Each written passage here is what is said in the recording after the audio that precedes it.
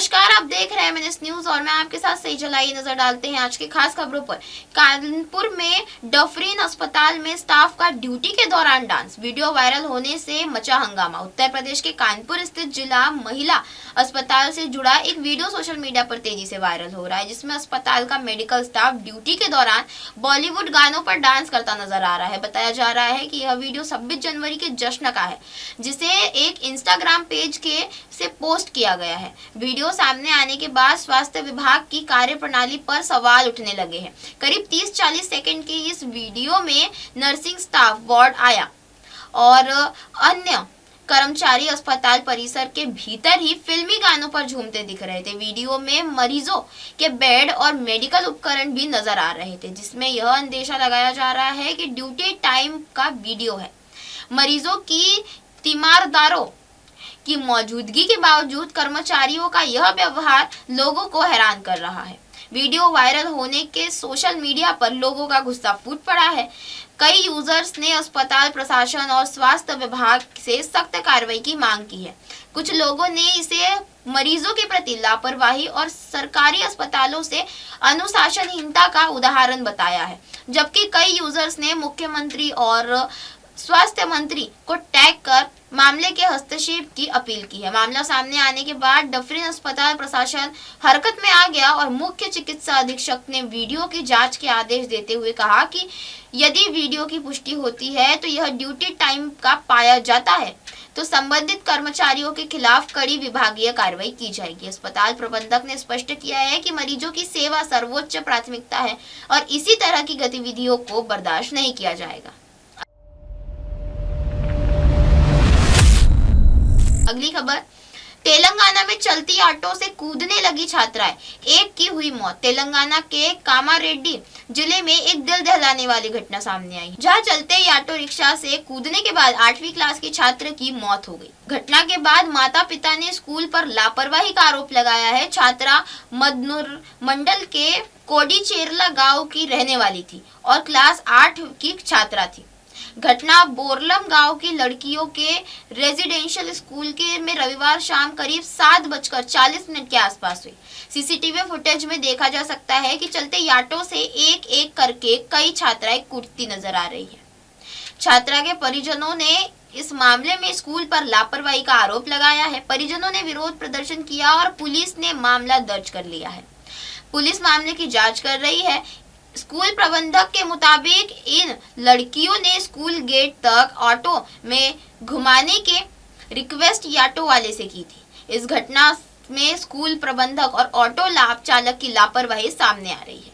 Police ने auto चालक को स्कूल प्रिंसिपल के खिलाफ केस दर्ज किया है। अगली खबर, रोहिणी आचार्य ने तेजस्वी यादव पर साधा निशाना, पार्टी में उठाए गंभीर सवाल। बिहार विधानसभा चुनाव के परिणामों के बाद आरजेडी परिवार में कलह लगातार जारी है। लालू यादव की बेटी रोहिणी आचार्य ने अपने भाई तेजस्वी यादव और संजय यादव पर बिना नाम लिए सीधे हमले किए हैं। उन्होंने पार्टी के भीतर चल रही गतिविधियों और नेतृत्व में के फैसलों पर अपनी नाराजगी व्यक्त की है। रोहिणी का आरोप है कि पार्टी के हालिया चुनाव परिणामों में यह स्पष्ट हो गया है कि जिम्मेदारी पाने वाले नेताओं ने पार्टी के हित में पर्याप्त योगदान नहीं दिया। रोहिणी ने एक्स पर पोस्ट कर के लिखा है कि लालू जी और पार्टी के लिए किसने क्या किया, यह लोकसभा और हाल ही में संपन्न विधानसभा चुनाव के नतीजों में साफ हो गया है। उन्होंने आरोप लगाया है कि कुछ नेताओं और उनके गुरु ने पार्टी के प्रति समर्पित कार्यकर्ताओं के दशकों से संघर्ष को बर्बाद कर दिया। रोहिणी ने कहा है कि सवाल पहले भी उठे थे, आज भी उठे हैं और आगे भी उठते रहेंगे। उन्होंने आगे कहा कि पार्टी के सच्चे कार्यकर्ताओं और समर्थकों के सामने यह सवाल है कि जिन चंद घटिया लोगों को लालू जी को नजरअंदाज कर सर्वा बना दिया गया, उन्होंने पार्टी के लिए क्या किया। रोहिणी ने समीक्षा प्रक्रिया और रिपोर्ट की पारदर्शिता पर भी गंभीर सवाल उठाए, साथ ही कार्रवाई की कमी को लेकर नाराजगी जताई। रोहिणी ने अपने बयान में कहा कि अगर नैतिक साहस है तो जिम्मेदार नेताओं को खुले मंच पर सवालों का सामना करना चाहिए। उन्होंने यह भी कहा कि सच्चाई से मुंह चुराने वाले लोग, ज्ञान देने का दावा करने वाले लोग अब सामने आएंगे, जिससे पार्टी की पारदर्शिता और जवाबदेही का मुद्दा और गहराया है। अगली खबर, बेटी को डराने के लिए मां ने छत से लटकाया बच्चा। वायरल वीडियो में सोशल मीडिया में आक्रोश। सोशल मीडिया पर एक वीडियो तेजी से वायरल हो रहा है जिसमें एक महिला अपनी छोटी बेटी को डराने के लिए घर की छत से नीचे लटकाती नजर आ रही है। वीडियो को लेकर दावा किया जा रहा है कि यह घटना भारत की है। महिला बच्ची को सिर्फ एक हाथ से पकड़ते हुए दिखाई देती है, जबकि छत की ऊंचाई काफी अधिक है। वीडियो सामने आने के बाद लोगों में गुस्सा और चिंता दोनों देखने को मिले हैं। वायरल वीडियो में देखा जा सकता है कि महिला कथित तौर पर बच्ची की किसी जिद या शरारत से नाराज होकर उसे छत से नीचे लटका देती है। कुछ सेकंड बाद जब बच्ची को वापस ऊपर खींच लेती है, लेकिन इस दौरान जरा भी चूक भी जानलेवा हो सकती थी। वीडियो ने बच्चों की सुरक्षा और अभिभावकों के व्यवहार पर गंभीर सवाल खड़े कर दिए हैं। यह वीडियो सोशल मीडिया पर शेयर किया गया है, जहां इसे इंडियन मदर का खौफ बताते हुए पोस्ट किया गया है। खबर लिखे जाने पर वीडियो को 90,000 से ज्यादा बार देखा जा चुका है और बड़ी संख्या में यूजर्स ने इस पर अपनी प्रतिक्रियाएं दी है। वीडियो देखने के बाद कई यूजर्स ने इस हरकत को बेहद खतरनाक और गलत बताया। कुछ लोगों ने इसे अपराध करार दिया, जबकि अन्य ने कहा कि ऐसी घटनाओं को किसी भी तरह से मजाक या सामान्य व्यवहार के रूप में पेश नहीं किया जाना चाहिए। फिलहाल यह स्पष्ट नहीं हो पाया है कि वीडियो कहाँ का है और प्रशासन ने इस मामले में कोई कार्रवाई की है या नहीं। कोटा में ट्रैक्टर पलटने से चालक 1 घंटे तक नीचे दबा रहा, मदद की गुहार लगाता रहा। राजस्थान के कोटा जिले में एक दिल दहला देने वाली घटना सामने आई है, जहां मोरू खुर्द इलाके में एक ट्रैक्टर ट्रॉली पलटने के बाद उसका चालक करीब 1 घंटे तक उसके नीचे दबा रहा। इस दौरान चालक ट्रैक्टर के नीचे से हाथ निकालकर लगातार मदद की गुहार लगाता रहा। पूरी घटना का वीडियो भी सामने आया है, जो सोशल मीडिया पर तेजी से वायरल हो रहा है। जानकारी के अनुसार यह हादसा कनवास दरा रोड पर डोब के बालाजी के पास हुआ। भूसे से भरी ट्रैक्टर ट्रॉली एक बाइक सवार को बचाने के प्रयास में अनियंत्रित होकर सड़क किनारे पलट गई। ट्रैक्टर पलटते ही चालक सुरेश और इटावा का रहने वाला बताया जा रहा है वाहन के नीचे फंस गया। घटना के बाद मौके पर मौजूद लोग चालक को बचाने की कोशिश करते रहे, लेकिन ट्रैक्टर ट्रॉली का वजन अधिक होने के कारण उसे बाहर नहीं निकाला जा सका। स्थानीय लोगों ने तुरंत पुलिस को सूचना दी, जबकि कुछ लोग इस दौरान घटना का वीडियो बनाते भी नजर आए। चालक करीब 1 घंटे तक दर्द और डर के बीच फंसा रहा। सूचना मिलने पर पुलिस मौके पर पहुंची और जेसीबी मशीन की मदद से ट्रैक्टर को हटाकर चालक को बाहर निकाला गया। इसके बाद घायल चालक को एम्बुलेंस से कनवास अस्पताल भेजा गया, जहां उसका इलाज जारी है। बताया जा रहा है कि हादसे के बाद चालक के कमर की नीचे का हिस्सा सुन्न हो गया है। पुलिस मामले की जांच कर रही है। अगली खबर, SBI assistant manager Naval Kishore सकुशल लौटे घर, परिवार तनाव से थे लापता। एसबीआई के असिस्टेंट मैनेजर नवल किशोर 7 दिनों बाद सुरक्षित अपने घर मुंगेर लौट आए हैं। पुलिस जांच में स्पष्ट हुआ है कि किसी आपराधिक घटना का शिकार नहीं हुए थे, बल्कि पारिवारिक कलह और मानसिक तनाव के कारण बिना बताए घर छोड़कर चले गए थे। नवल किशोर 20 जनवरी को मुंगेर से निकले थे और खगड़िया, सहरसा, भागलपुर, सिलीगुड़ी होते हुए नेपाल के काठमांडू तक पहुंच गए थे। इस दौरान उन्होंने कई जगह ठिकाने बदले और किसी से संपर्क नहीं किया। 27 जनवरी की सुबह वे वापस मुंगेर पहुंचे, जहां परिजनों ने पुलिस को सूचना दी। पुलिस ने उन्हें थाने ले जाकर पूछताछ की, जिसमें उन्होंने अपहरण जैसी किसी भी बात से इनकार किया। पुलिस के अनुसार नवल किशोर पूरी तरह सुरक्षित है और मामले में कोई आपराधिक पहलू सामने नहीं आया है। प्रारंभिक जांच के बाद आवश्यक औपचारिकताएं पूरी की जा रही है। अगली खबर, दिल्ली में मोरारी बापू की 9 दिवसीय राम कथा संपन्न, बोले सनातन धर्म के लिए अंदरूनी फूट सबसे बड़ा खतरा।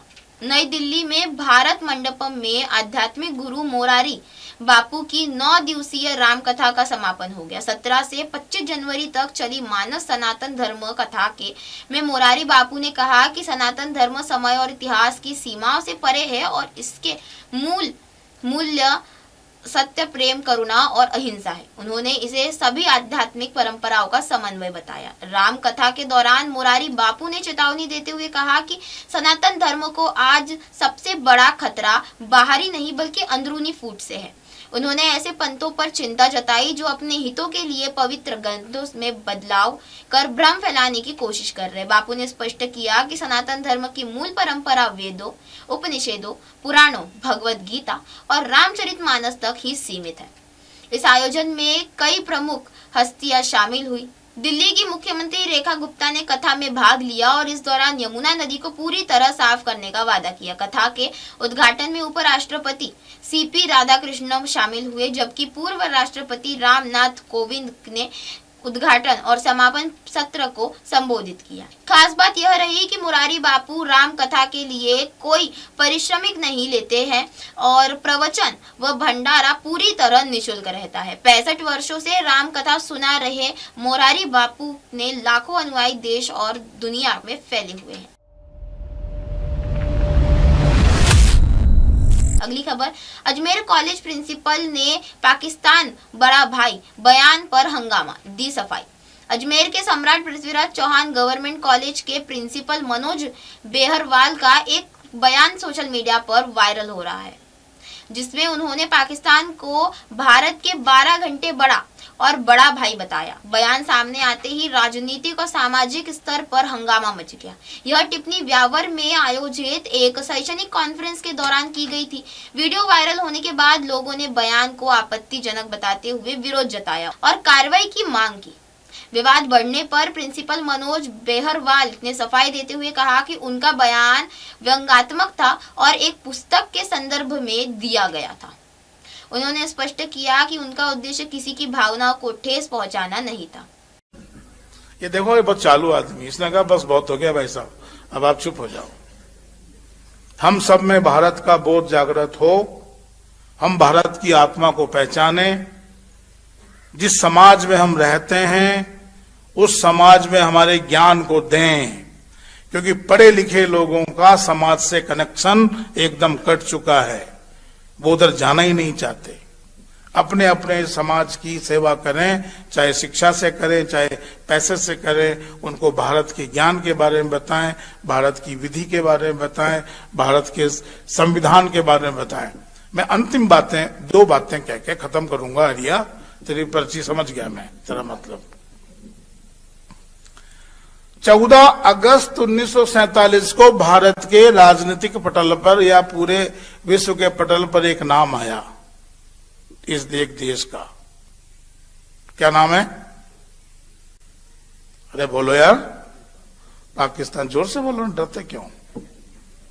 अभिव्यक्ति की स्वतंत्रता है आपको, लेकिन आप किसी को गाली नहीं बक सकते। लेकिन सही तो बोलो।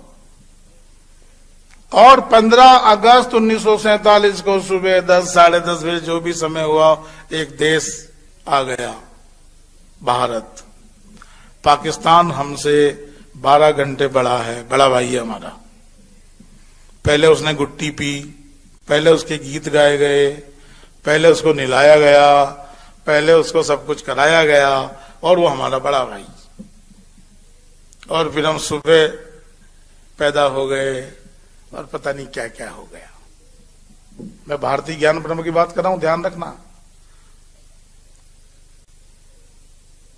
अब पाकिस्तान ने तो अपने आप को, जिस भावना से उसने अपने आप का निर्माण किया था, 1, 2, 5 साल बाद उसने आपको इस्लामिक राष्ट्र घोषित कर दिया। इस्लामिक राष्ट्र घोषित कर दिया तो उनको लगा अब तो हम बहुत कुछ कर लेंगे। लेकिन इस छोटे भाई ने उसको 45 करोड़ रुपए भी दिए। ये पता है आपको? कि ले जा, जी ले अपनी जिंदगी। लेकिन जी नहीं पाया, सट्टा लगा दिया उसने आतंकवाद पर, और सट्टे में सारे पैसे हार गया। भारत आजाद हुआ, हमने संविधान जब बनाया तो भारतीय ज्ञान परंपरा के अनुसार एक एक व्यक्ति को, एक एक क्षेत्र के व्यक्ति को भारत के संविधान में रखा। अपनी बात बोलिए, खुली डिबेट हुई, 2 वर्ष 11 माह 18 दिन में भारत का संविधान बनकर 26 नवंबर 1949 को तैयार हो गया, हमने लागू कर दिया, फिर भी हमने अपने आप को हिंदू राष्ट्र घोषित नहीं किया। सोचा हमने क्या करेंगे, बहुत चिंतन मनन किया। एक बात और बता दूं कि जिन लोगों ने पाकिस्तान के निर्माण की बात की, पश्चिम बंगाल, आपका बिहार, उत्तर प्रदेश, वो लोग तो गए नहीं, बोले यार 45 करोड़ में तो भूखे मर जाएंगे, नहीं जाएंगे, धोखा कर गए, यहीं रुक गए। और भारत ने 25-26 साल चिंतन करने के बाद भारतीय ज्ञान परंपरा पर अमल किया और भारत के संविधान की प्रस्तावना में एक शब्द डाला, पंथ निरपेक्षता। धर्म निरपेक्षता की नहीं, गलती बिल्कुल मत करना। धर्मिति धार्यते, जो धारण करने योग्य है वो धर्म है, जो करने योग्य है वो धर्म है। पंथ निरपेक्षता शब्द डाला, लेकिन वामपंथियों ने उसको धर्म निरपेक्ष कर दिया। समाजवाद डाला, आपका विषय है जिस विषय पे आप कर रहे हो, समाजवाद, और एक डाला गणतंत्र। और प्रत्येक देश के संविधान को देखेंगे तो वो किसी ना किसी देवता को या वहां के किसी व्यक्ति को समर्पित है, लेकिन भारत के लोगों की ज्ञान परंपरा थी कि हमने कहा we the people of India, हम भारत के लोग। जब हम कहते हैं तो हम आपस में कनेक्ट हैं, एक दूसरे की बात सुनते हैं, एक दूसरे के विचारों को मानते हैं, स्वीकार करते हैं। लेकिन उसमें भी हमने व्यक्ति की गरिमा को सबसे ज्यादा ध्यान दिया और ये कहा कि जो व्यक्ति किसी भी भाषा का हो, धर्म का हो, क्षेत्र का हो, उसका लिंग कुछ भी हो, यदि वो योग्य है तो भारत में अपनी योग्यता के दम पर कोई भी पद धारण कर सकता है। और किया लोगों ने, बहुत महिलाएं आगे बढ़ी, बहुत पुरुष आगे बढ़े, सब कुछ आगे बढ़ रहे हैं। लेकिन अब कुछ लोग कहते हैं कि भारत का संविधान, भारत की जो राजनीति है वो संविधान से नहीं चल रही। तो मैं बता दूं, जब संविधान बना था तो नंदलाल बोस ने 21 चित्र बनाए थे और वो सारे का सारे चित्र, कहीं राम का चित्र है, कहीं गीता का चित्र है, कहीं अकबर का भी चित्र है, उसमें कहीं पर उसमें गीता के उपदेश का है, नानक का है, बुद्ध का है, सबके चित्र हैं। आप कहते हो कि भारत का देश संविधान से नहीं चल रहा, तो कैसे चल रहा है? जब भी किसी को लगे कि भारत की राजनीति संविधान से नहीं चल रही है, दोनों देशों की तुलना कर लेना। दोनों के चलने फिरने उठने बड़े होने में 12 घंटे का अंतर है। और पाकिस्तान की तुलना कर लेना, मैंने किताब लिखी है तुलनात्मक अध्ययन, वहां पे खाने पीने की क्या सामग्री, क्या भाव है, गूगल बाबा की शरण में जाके देख लेना। और भारत में क्या है, जितने मुसलमान वहां नहीं है उससे ज्यादा यहाँ पर है, ज्यादा अच्छे हैं, ज्यादा सक्षम है, बहुत लंबी चौड़ी बातें करते हैं। क्या बकवास करते हो? यह है भारतीय ज्ञान परंपरा।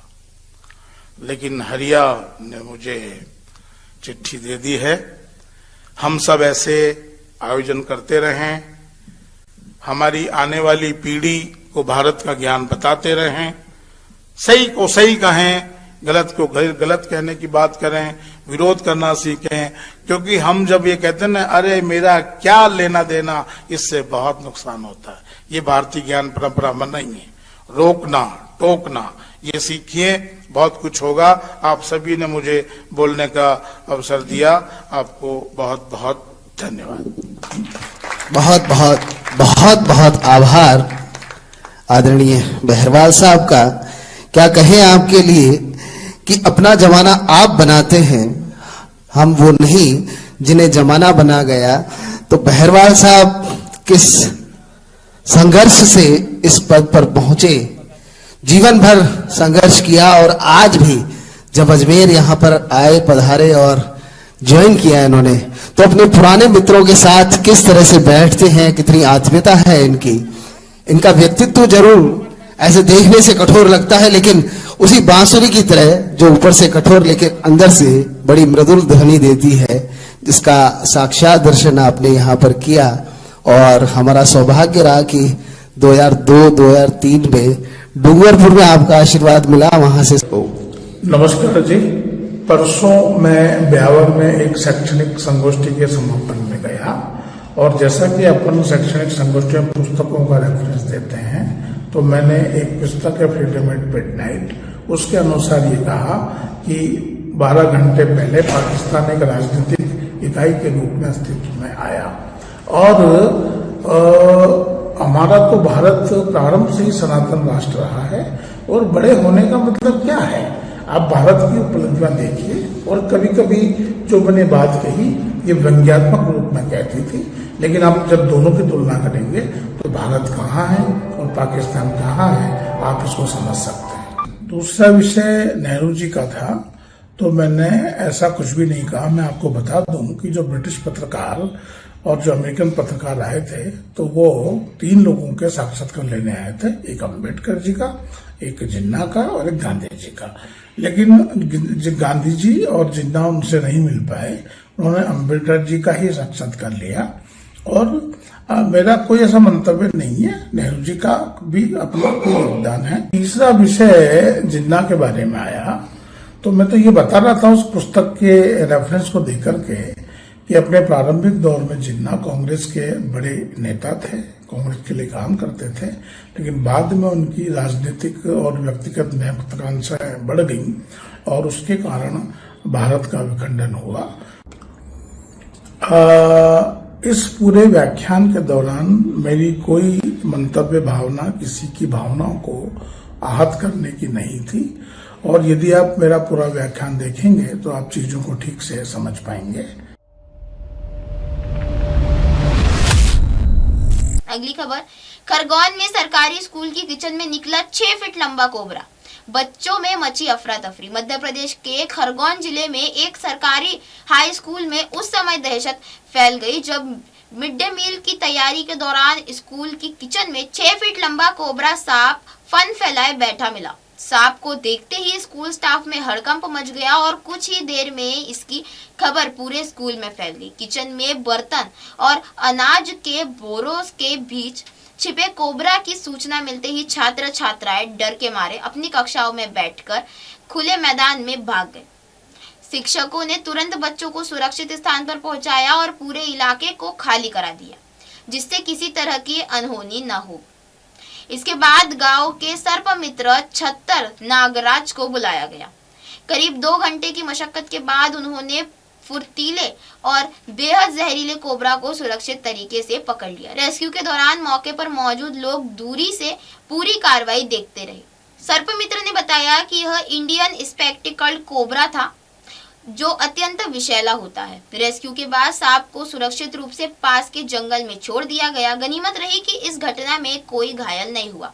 इसी के साथ बने रहे देश और दुनिया की तमाम खबरों के साथ और देखते रहे MNS न्यूज। नमस्कार, मैं हूं Abhishek Bachchan. Keep watching MNS news.